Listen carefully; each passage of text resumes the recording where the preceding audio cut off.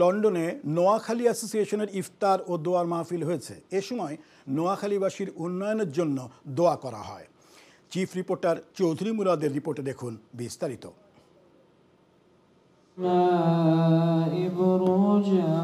ঐতিহ্যবাহী নোয়াখালী অ্যাসোসিয়েশন ইউকের উদ্যোগে লন্ডনে এক ইফতার ও দোয়া মাহফিল অনুষ্ঠিত হয়েছে।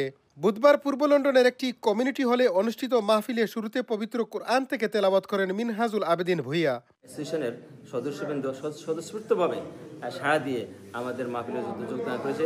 ইফতার মাহফিল সংগঠিত হয়েছে। আসলে এই কমিউনিটি অনুষ্ঠানগুলোর মধ্যে আমরা আমাদের দেশের আমিত্বটা ফিরে পাই। আজকের এই ইফতার মাহফিলে একটা জিনিস খুব সুন্দরভাবে পেয়েছি যে নোয়াখালীর বিভিন্ন স্তরের লোকজন থাকার কারণে মনে হয়েছে যে আমরা নোয়াখালীতে আছি।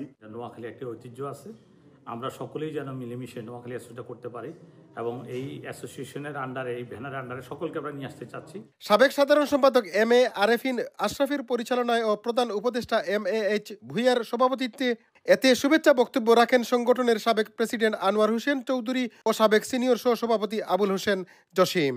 প্রতি বছরের ন্যায় এবছর যেভাবে তারা ইফতার পালন করেছেন, আগামীতেও যেন সুন্দরভাবে পালন করতে পারে সেই সহযোগিতা সহমর্মিতা আমাদের থাকবে। নোয়াখালী ইফতারে আমরা সবাই আসছি, খুব ভালো লাগছে, সবাইকে ধন্যবাদ। রোজা থাকি, দোয়া করি যেন আমরা নোয়াখালী অ্যাসোসিয়েশন নিয়ে আরো বড় ধরনের অনুষ্ঠান করতে পারি এবং ভবিষ্যতে যেন আরো সুন্দরভাবে আমরা এটা উপলব্ধি করি। নোয়াখালী অ্যাসোসিয়েশনের ইফতার মাহফিলে এসে আমি আনন্দিত, যেহেতু আমরা সকল নোয়াখালী একসাথে হয়েছি।